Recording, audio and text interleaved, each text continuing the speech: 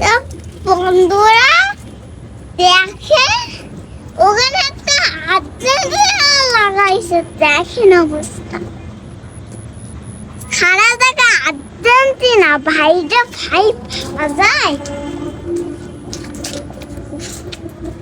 এটাই ছাদে আইছে। এই যে ফুল গাছ দেখছি, দেখেন আমার বুনু বাবা শুরু করে গেছে। আর বাবা ওই দিকে কাজ করতেছে, মা ওই দিকে আটা বাটতেছে, রেসিপি বানাবে। তাই রেসিপি যদি একটু আপনাদের সাথে শেয়ার করতে পারি তাহলে একটু শেয়ার করতে পারি, দেখাই তো মানে কি করে বানাতে হয়।